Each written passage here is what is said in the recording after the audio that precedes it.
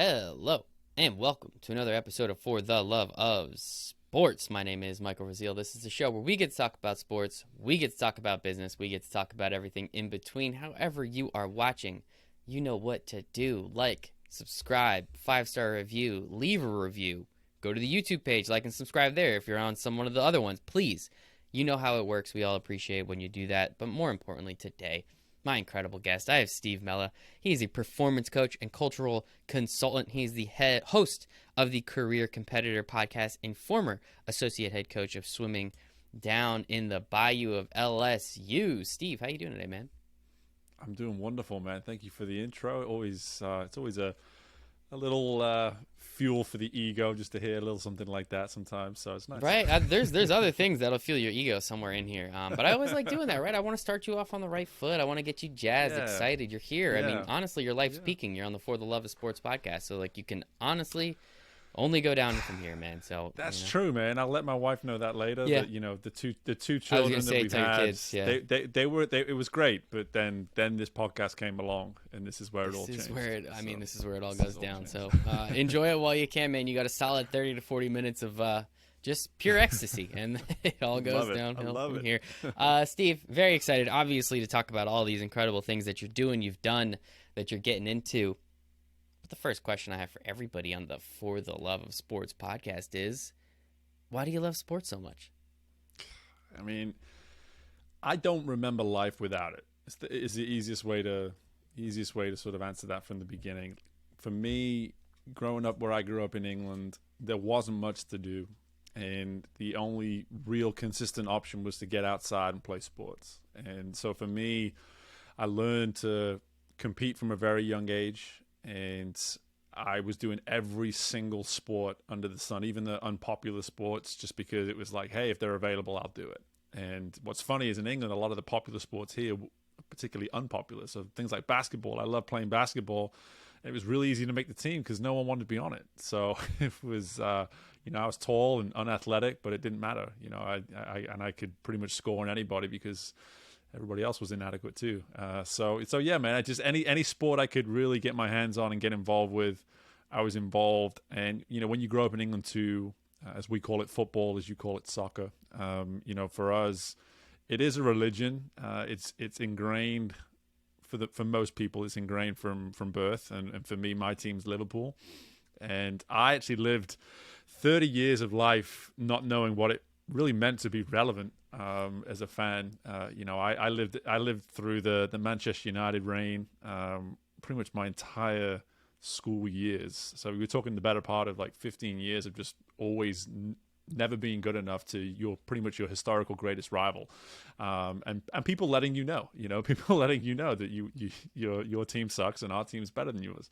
But I always stood strong, and I happen to now be living in what is probably going to be looked back on as one of the more successful times for Liverpool Football Club. And that is the sport that really gets me going more than anything, even though my entire history, for the most part, involved in sport was swimming.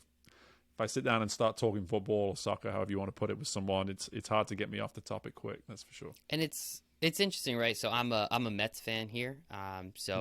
Yeah, I kind of know what you're feeling, except now Liverpool's really good, and the Mets are good, but we're always waiting for the other shoe to drop, right? Like, Liverpool's going to win the FA Cup. Liverpool's probably going to win the Champions League this year within the span of like 3 weeks of each other. So congratulations, kudos. So like you're going to be fine. I don't feel bad for you anymore.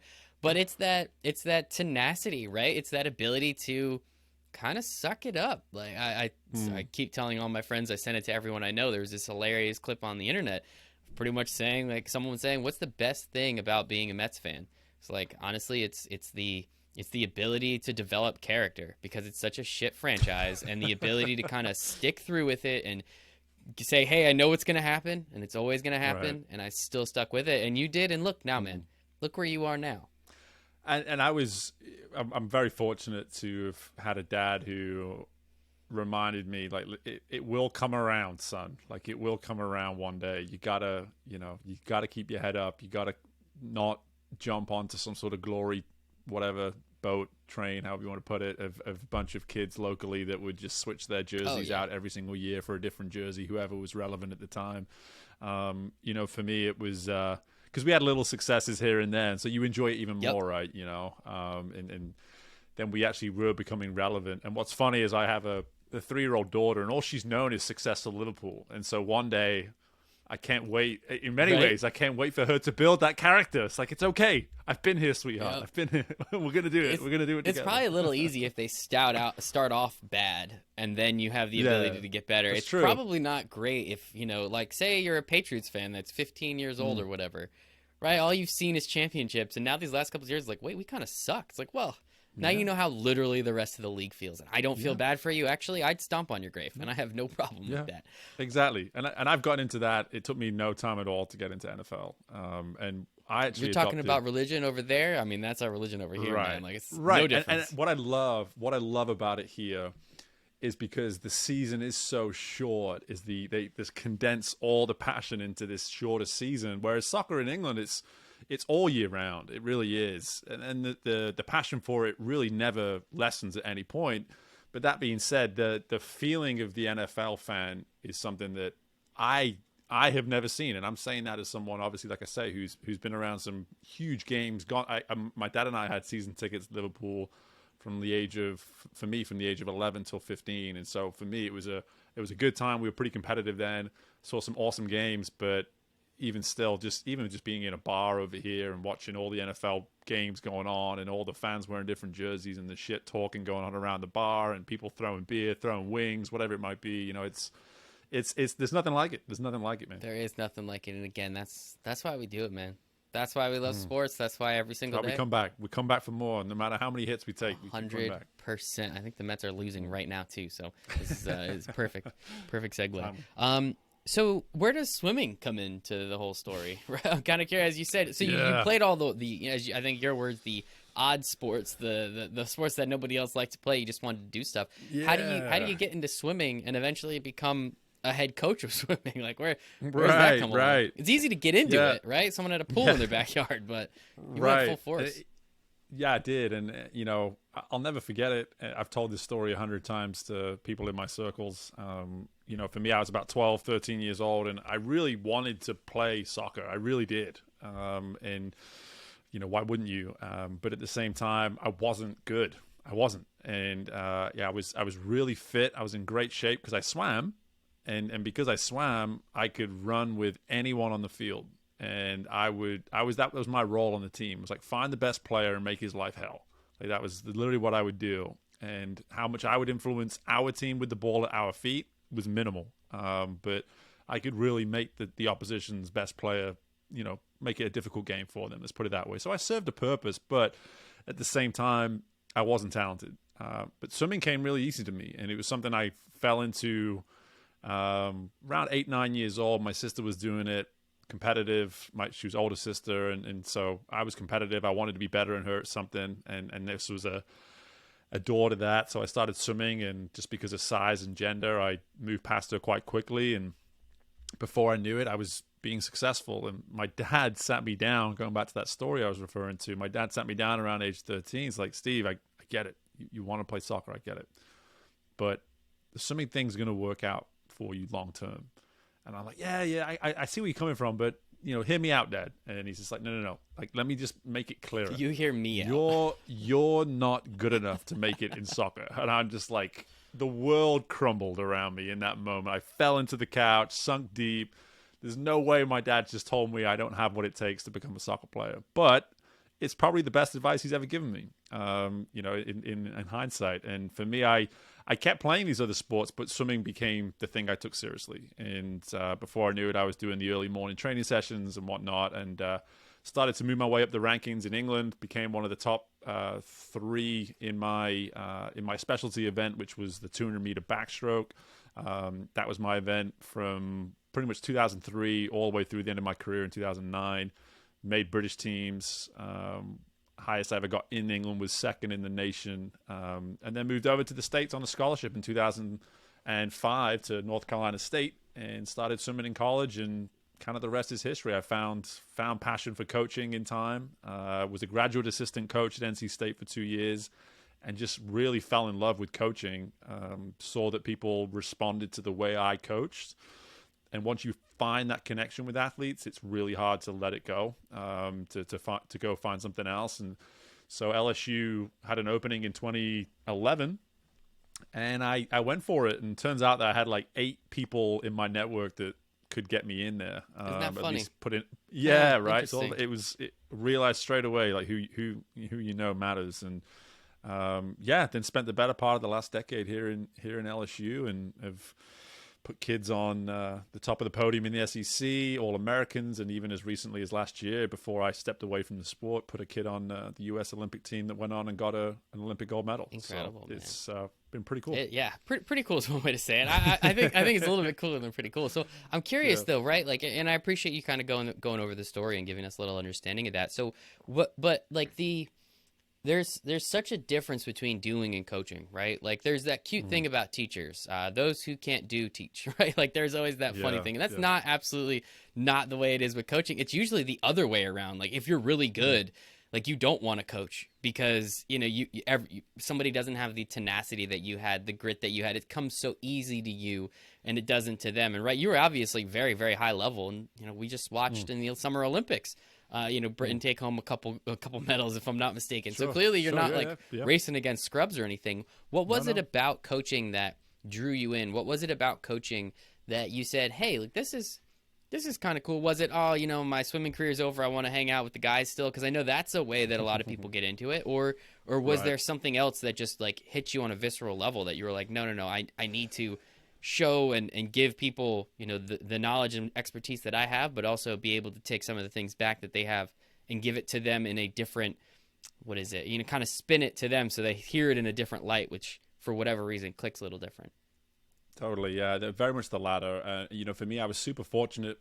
Before I came over to the US in 2005, I spent 2 years in the UK as part of a small group of athletes that trained with the British team, and I was surrounded by guys that were somewhere between 6 and 10 years older than me for the most part. And so they'd very much gone through the phase of my development that I was currently going through and come out the other side and knew these are the pitfalls. This is the shit you need to avoid. Check your ego at the door, all these sort of real, true, meaningful like life lessons. They were able to get that into my brain at the age of 18, 19. So when I arrived in the US at age 20 in 2005, I had it felt like I was a generation ahead of my fellow freshman class. It was a very surreal thing, and I actually connected much more with the junior and the seniors on the team for that reason. And before long, though, I found that people were coming to me for advice, and sometimes it had nothing to do with swimming. And it came very comfortable to me just to hear someone, recognize someone, get on their level, because I was, not to blow too much smoke up my ass, but I was the highly sought after recruit for the program at the time. So I knew my role on the team was to deliver, was to perform at high levels. So when someone came to me, the one thing I always try to do is get on their level, see things from their perspective. And now that I've gone through a swim coaching career, and now that I'm doing the coaching that I'm doing in the business area, it's been really interesting to look back and say, where did the coaching begin? Like reflecting and thinking, what were the first signs? Where were the seeds planted? And it was very much during my sort of sophomore, junior year at NC State was when people were coming to me more and more frequently without me really acknowledging it. And I was actually practicing what it meant to get on the right level to engage with the person that I was talking to, whether they were one of the more impactful people or just a walk-on on the team that wanted to get better, wherever they were coming at me from, I was capable of meeting them at that level. And I learned that quickly in coaching. It took me probably 2 years as a graduate assistant to realize that they don't understand what it means to work hard the way you did, because you have your own definition for that. And this person here, they've gotten to the level they've got to working hard in whatever version of working hard is to them.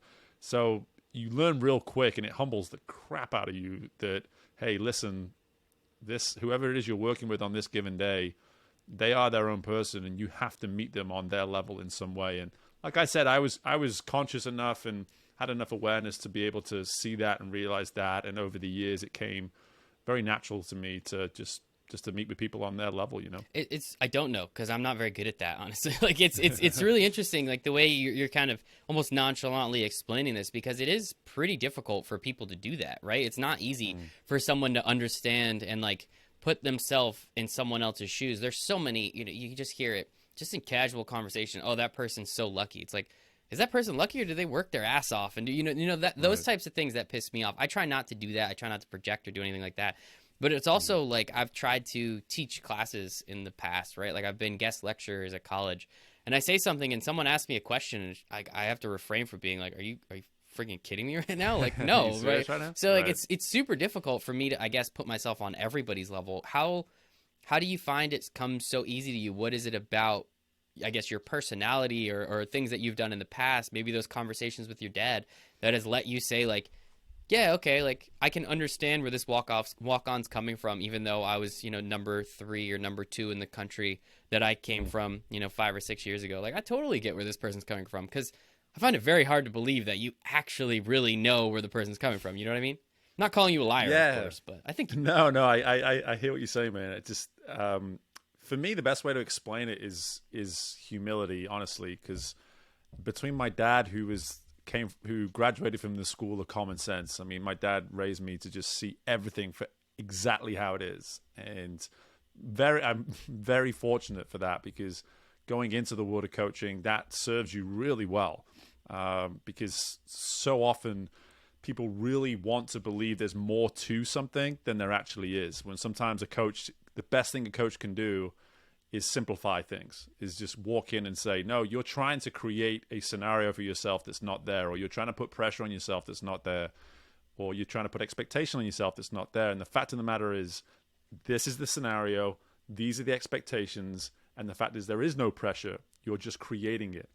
So let's talk about what is actually in front of us. And I got those lessons growing up as a kid, and I was able to implement them for myself within my own career.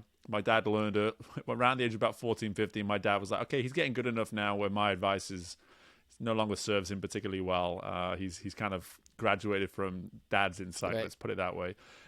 So then I was very much on my own in that regard. But like I said, I was fortunate. I was always the guy in the room that was quiet, that was listening, and that was a few years younger than most people around him growing up. And that has served me massively, because it's always someone, a buddy of mine actually in the last year or two even said to me, he's like, dude, how did you come off as wise in college? And I was just like, I wasn't wise. He's like, yeah, but you came off like you were wise. And I'm like, well, that just means that maybe I was a little bit more ahead of where you were in the moment. It doesn't mean that I actually was wise, but I think I've always been like that in life. I've always been a year or two, or a generation or two, it feels like at times, that's just a little bit further ahead, is able to see things maturely, experience, and that humility as well. Like I said, I've always been very comfortable admitting, okay, you screwed up here, this wasn't good enough, figure out how to do that better.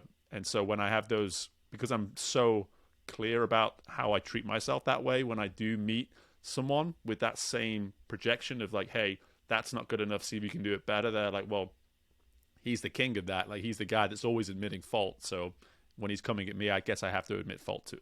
Yeah, right. Isn't that always a funny thing? Like for salesmen, tell someone not to use your product and they're more likely to use your product, right? Like it's one of those things where just be honest with people and, tell them actually the way it is. And most of the time it's going to work out for you. So I do want to talk. So clearly your time as a coach is very impactful because you've gone to coaching in another sense. But I am curious, like the athletes, again, you worked with Olympians, as you say, gold medal winning athletes, athletes that dominated the SEC, where it just means more, if I'm not mistaken, right? Leading multiple swimmers I have here in 2012 to the U.S. trials. Like, you're clearly not messing around. Like, what was it like for you to work with these athletes? Because again, like now I'm curious from the opposite side, right? So you're talking to this walk-on and trying to get an understanding where they are. And now you're talking to this athlete that's going out to win a gold medal. I don't want to put you down or anything, but I didn't see gold medal somewhere. You know what I mean? So now I'm kind of curious from the other side, like what is it like them working with some of these athletes that you could probably admit are leaps and bounds better than you, but you still have that ability to kind of like, what's that like being able to be like, well, actually if you did it this way, you'd probably be better. Like, Where's the ego involved in that? Because there has to be something there, right? Yeah, and I again though, at the core of every version of success, there's a real person there, and I think sometimes, especially in sport, we want to make champions like superheroes. They like are. Some, are you kidding? yeah, and Eli Manning? and yes, Get they outta are. Yeah, I mean, they really are in a lot of ways, but deep down in private, Yep. private moments, they're human like anybody else, and they have vulnerabilities like anybody else. They have weaknesses like anybody else, and I think the more you can humanize any process, the more likely it is you can be successful with it. And so for me, let's say, for instance, the kid, his name's Brooks Curry, who I worked with from 2019 through last summer to make the games. He was a no one when he arrived at LSU. And I mean, when I say no one, I mean unrecruited, completely unrecruited. But when I sat down with him and I'd done a little bit of scouting and I had a good idea that his ceiling was pretty high, when I sat down with him and I presented ideas and said, what does this sound like to you? This idea of being an SEC champion, of being a national champion, of making an Olympic team. When I say these things, where do they hit? And there was a little bit of that typical 18, 19-year-old boy reaction of like, oh, dude, that kind of stuff. But there was also an element of acceptance and acknowledgement that there's realism to it as well.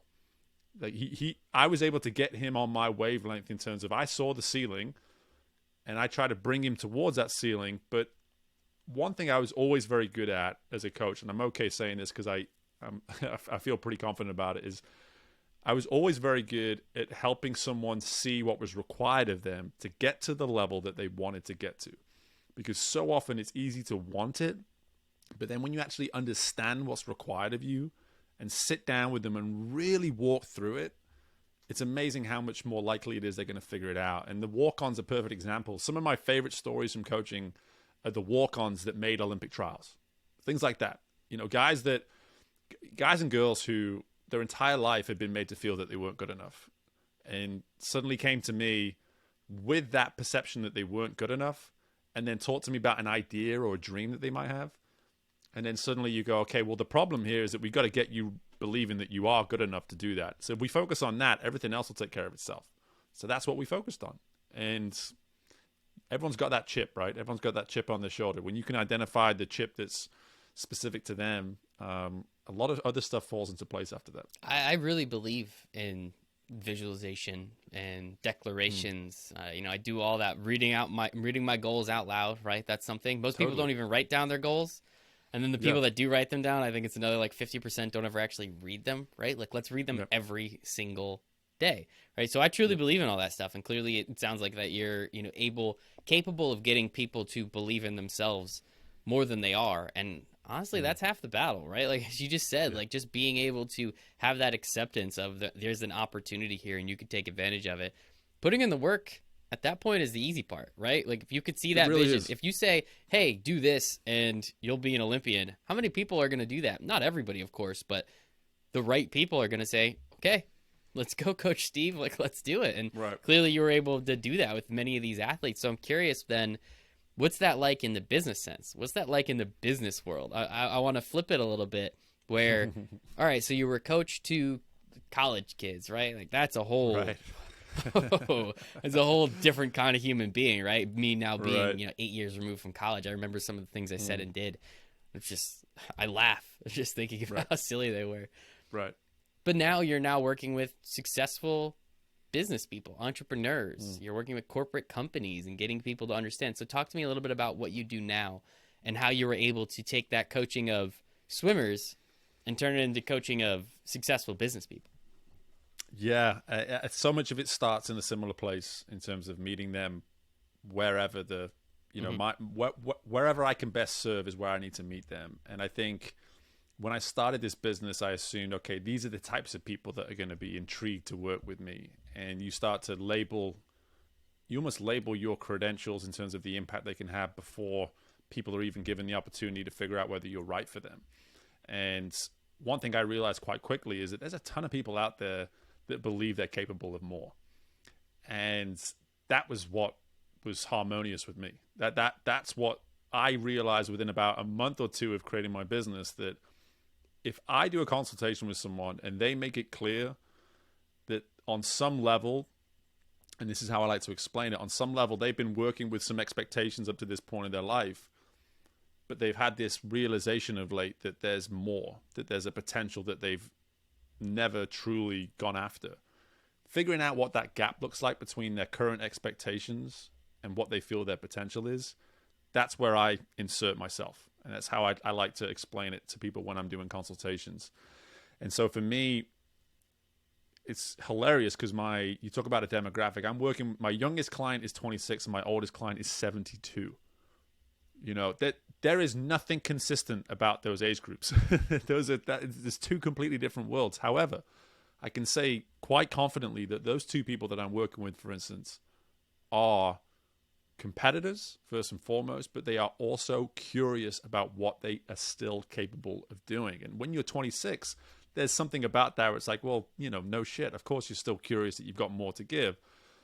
But it doesn't mean you have to be curious. It doesn't mean you have to actually take action. So that's the thing that I admire about someone who's younger in the process. Now, when it comes to being 70, a few clients in their 60s, a few in their 50s. But again, when it comes to being 70, you're talking about tiny percentages, fractions that you can maybe potentially improve at that point in life. You know, not astronomical change, but enough change that you sense it, that you feel it. Something about your day is shifting in a way where you're noticing that this work that I'm doing with Steve right now is actually having an impact. Even in my 70s, when I should be retired on a beach with a Mai Tai in my hand, just chilling with a cigar, I'm still going. Why? Because we're actually identifying that even still, I have pretty high expectations, but there's still this tiny gap that I can access and work and develop myself in. So much of my work in the business world now is really character-driven, soft skill-based. I try to refrain from terms like business coach because I don't get into the nitty-gritty of data analysis and all that kind of stuff. It's about the human being. It's about the person, and very much about what I have called the optimal self and our desire to go chase that. I love that story about that 7-year-old man because it's crazy, right? No, it's nuts. Awesome. It's nuts. It's only nuts because like we've kind of deemed it to be nuts, but like, right? What, like, dude, like you can live till 90, like that's not really that crazy, right? So like, so you're saying the last 18 years of your life you're just gonna kind of hang out, just switch off, which is like fine if that's what you want to do, but like, yeah, switch off. That's a much better way of saying it. Hanging out sounds fun. Switching off sounds like shit, right? So like understanding that aspect of it, and like at 30, I hope to I feel like confidently say like at 72, I'm not going to be stopping. I hope this podcast is still going and we're on episode 3000, right? Like that's the goal. Like I do this for fun. This is out of love, and that's why I get up. You know, that's why I do the things that I do, so I can hang out with people like you and learn what you're doing to how you're helping other people, and hopefully you can help some more.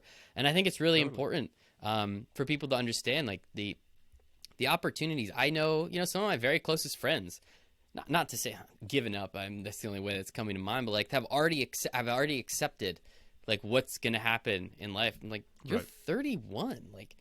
Right. When did Gandhi start doing like all of the shit that Gandhi did? Like, yeah, you don't have to be Gandhi, but like you can start doing small amounts of things now that over time will snowball effect, right? And become huge. And shit, if it's 10 years, who cares? It's still 10 years of like not doing nothing, right? Like it's so, I just can't accept that way of living personally. And I will continue to try and get better every single day, 1% every day, man. We're going to be sitting pretty at the end of the year, right? So I guess like, what are the types of conversations you have? What are the types of things that you're doing with, you know, these clients in particular, or really just competitors in particular, that's allowing you to tap into their level of thinking, like where they are, and as you said, to fill that gap and get them to see like, hey, this is what's necessary for you to get to that next step.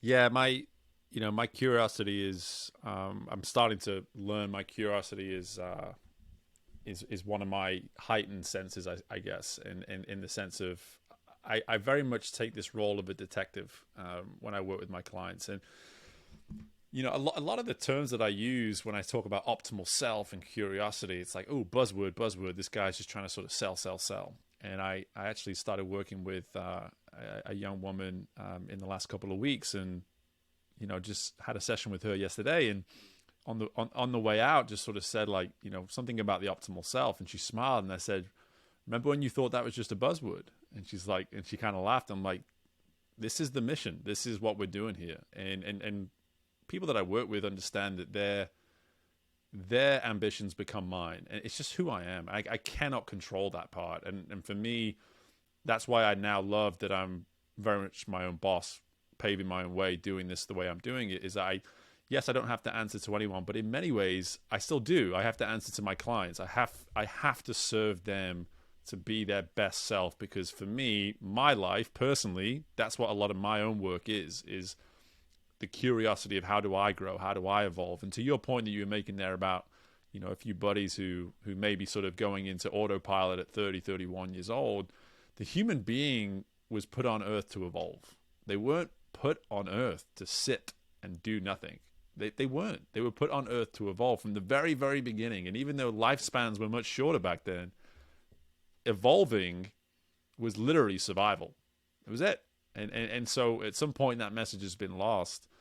But fortunately for guys like yourself and I who have a heightened awareness to that, that desire to evolve is really how I enjoy going about this curious nature that I have, and this detective process that I have. And I'm a very word-oriented person. So if I find a client using the same word repetitively and they don't realize they're using it, I'll make a note. And then we'll sort of go down this rabbit hole of what this word means to them. And before long, they'll start to realize that they've been using a word that is actually not serving them well. It's actually creating negative trains of thought. It's you know, perspectives are being shifted because this word has a meaning that is truly detrimental to them, for instance. And one thing I like to do is, you know, perfect example is people like to use terms like habits and bad habits. And I actually, with my clients, I turn around and say, we're not going to use the term bad habits. We're going to call them habits and problems, because bad habits is this really soft way of saying, hey, I've got a problem. I've got a problem and I need to figure it out. And I use the example of someone that smokes for a living. It's like, hey, you want to smoke? Go ahead. It's fine. And if you're going to go around saying I got this bad habit that I smoke, okay, it's fine. But let's call it what it is. It's a health problem. It's going to kill you one day. And that's the truth. You can call it a bad habit and sugarcoat it if you want, or you can call it the problem that it is. And my clients learn real quick that sense of realism brings you into the moment, brings you into the present day, where you go, okay, I'm way more conscious now of the words I use, the decisions that I make, and it very much facilitates their growth. When we start getting into the stride of that, things start to speed up quite nicely. I love a lot of the things that you're saying, because they 100% align. Like, I don't do things that don't serve me. I have the awareness to understand my thoughts and hear when I am being negative. And I have that ability now to kind of turn those off. Now, it took, 5, 6, 7 years for me to be able to kind of, obviously not master it, but become really damn good at it. And I've become very damn good at it by just practicing and over time understanding, visualizing all these things that you're talking about here. I'm curious, like, how much of this comes from you? How much of this did you learn from coaching, right? Like, because I'm sure along the way of swim coaching, you learned how to deal with people even more and understand, because you probably only dealt with so many people when you were growing up, and then you only dealt with so many more people. And then when you get into coaching and you're coaching for many years, you're now dealing with a whole spectrum of people that now you get to kind of pick and choose, like, how do I get to deal with this person, right? So how much of that did you learn from coaching that you've been able to bring over, from swim coaching, that you've been able to bring over to now your, we're not calling it performance coaching. Sorry, I just wanted to make sure I got that correct. And being able to kind of not manipulate people, because that's not a positive word, but be able to, I guess, kind of like massage people and understanding that you're really here to help them, and that there are things that they need to do to improve. You can't do it for them, but you can, as you said, kind of show them the way and give them the ability and the kind of the blueprint of what they need to do. Yeah, it's a guidance. There's no doubt. That guidance is something that I try to establish from the beginning, and I have to be so conscious when I'm working with clients, and I even say it out loud sometimes to make sure that I'm not making mistakes when it comes to telling people what to do. When you're working in sport, there's going to be technical things where you're supposed to just tell someone what to do. Hey, that's not the way you're supposed to do it. Do it this way. When you're talking about the true definition of coaching, coaching is helping people see what it is they need to do to serve them better. That is what coaching is. And when it comes to sport, if we're being completely honest, based on my 2.5 decades of experience in it, coaches don't do that often. Coaches like to tell what people should do.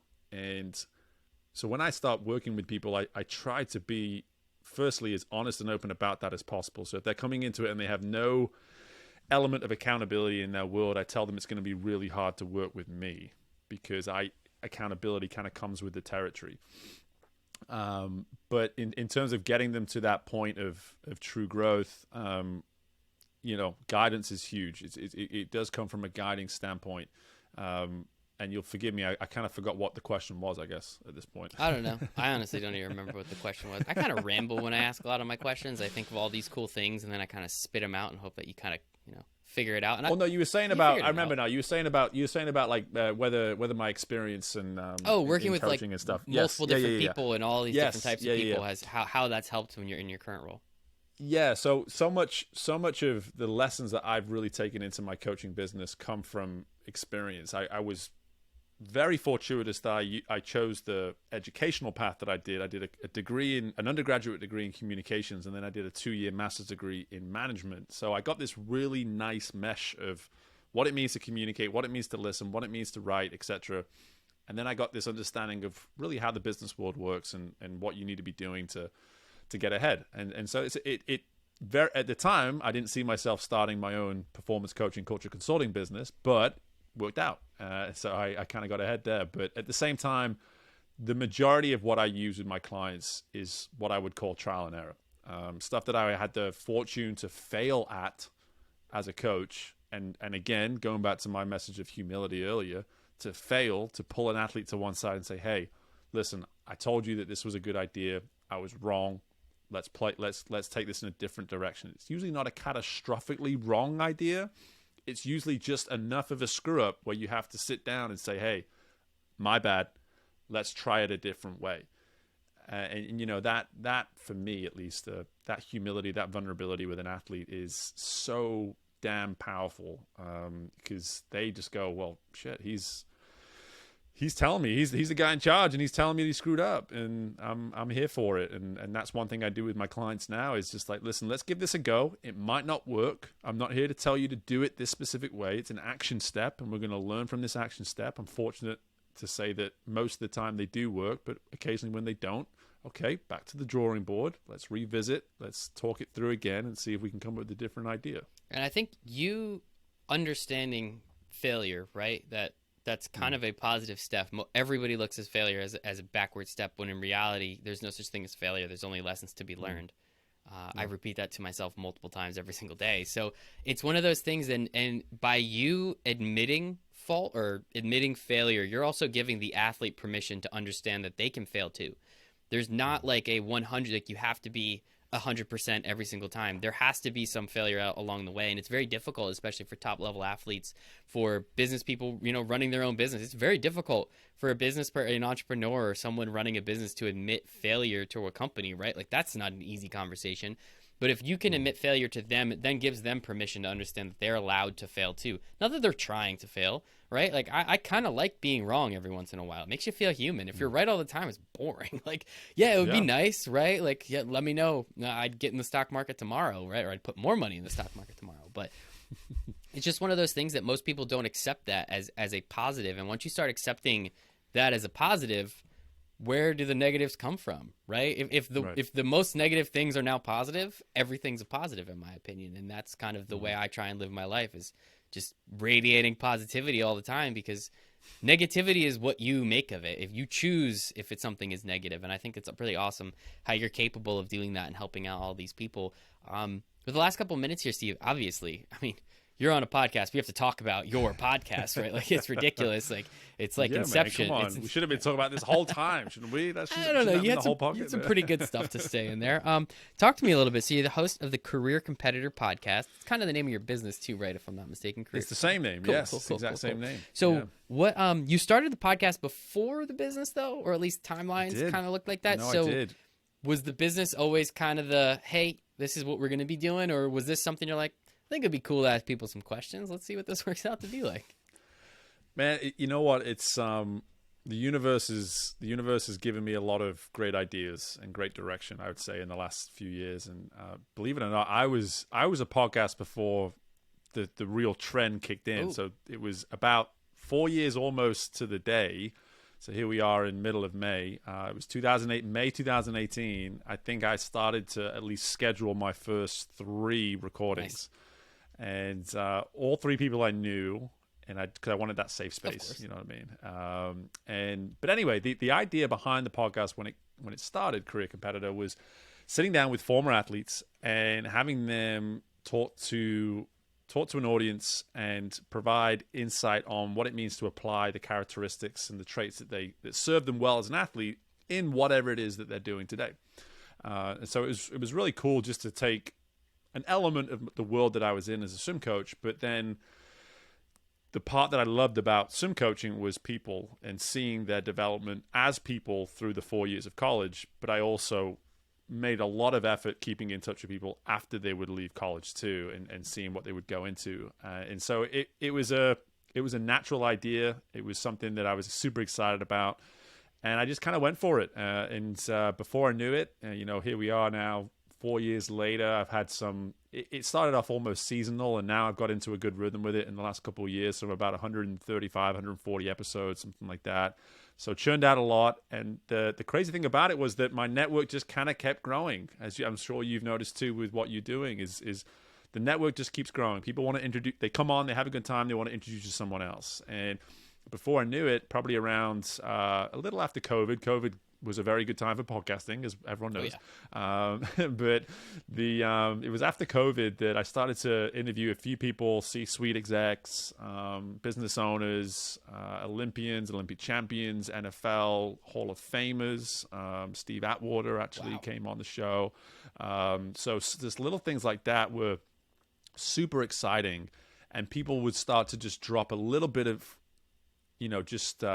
advice at the end of episodes. Like, have you thought about what you can do with this show and just all that kind of thing? I'm like, well, I'm kind of doing it. Like, no. Have you thought about what you can do? Like what you can do away from the show?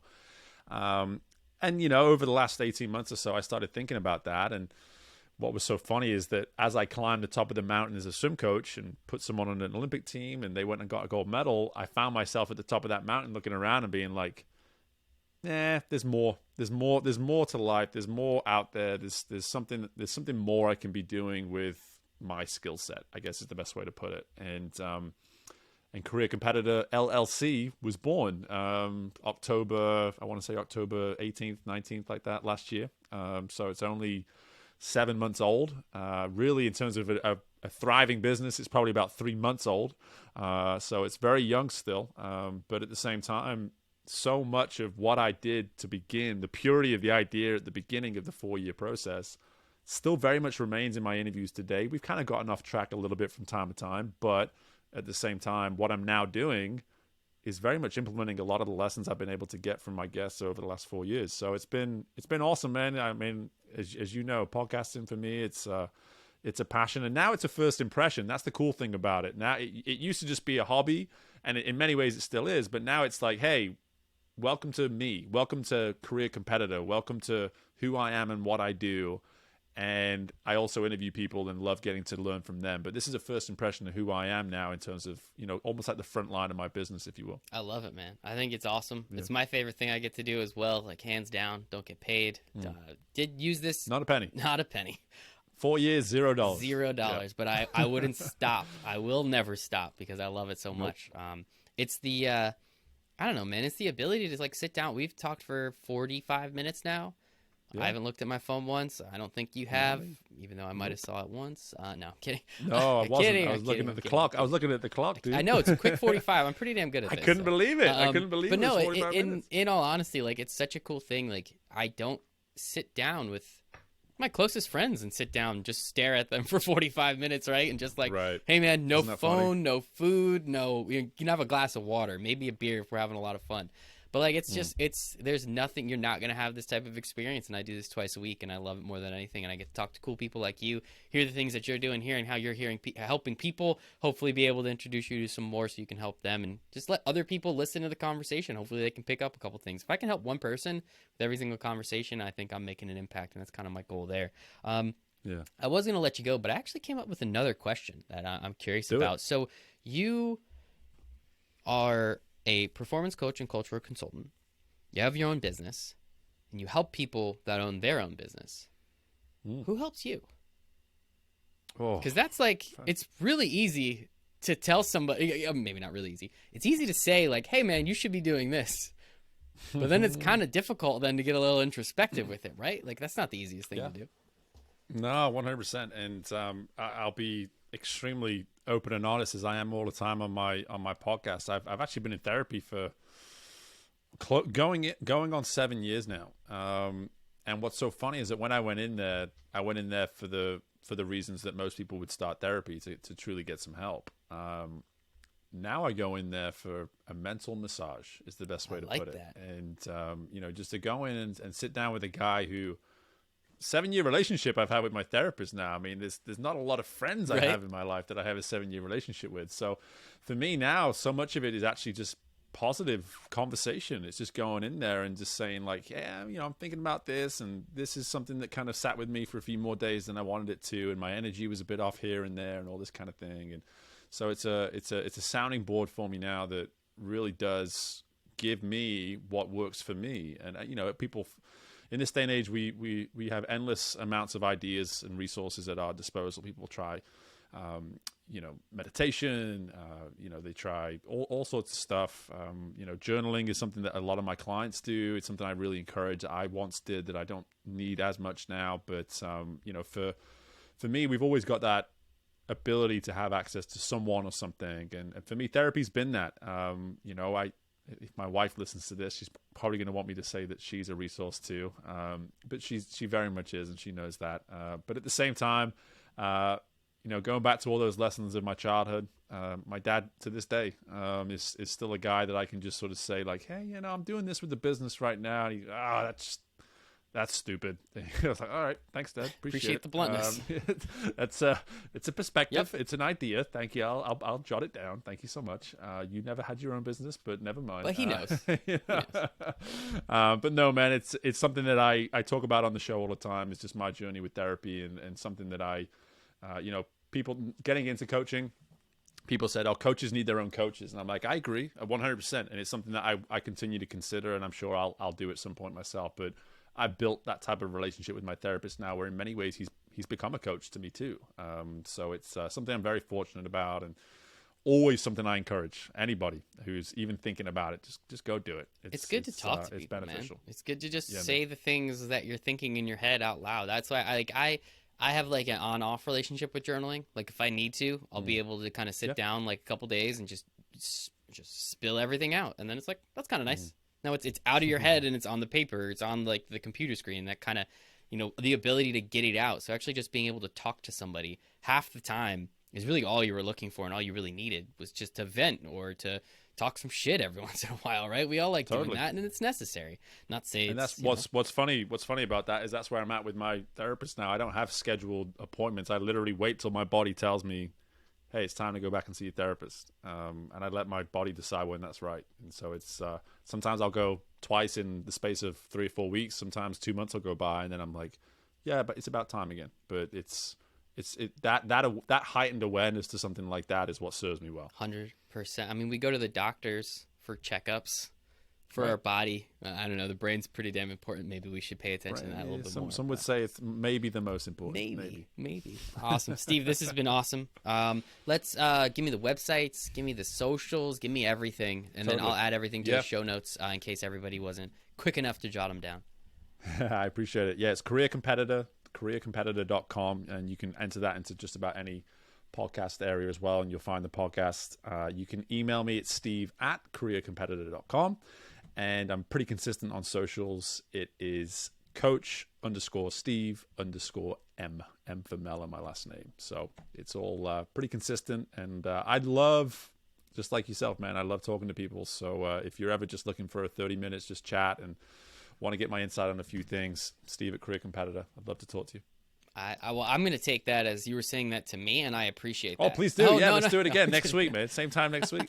Maybe not the same time next week. There's some playoff hockey on right now, but no, I prefer doing this, and I appreciate you for that. I think it's pretty important, and it's pretty, it's impactful, man. People got to understand that kind of thing. It really is, and it helps in more ways than one. So I really do appreciate you coming on. Steve Mella, performance coach, career consultant, host of the Career Competitor podcast. Steve, thank you for your time. Everyone listening, thank you for the time. It's the only thing we don't get more of, so I appreciate you giving me some of yours. And other than that, man, hope everyone has a wonderful rest of their night.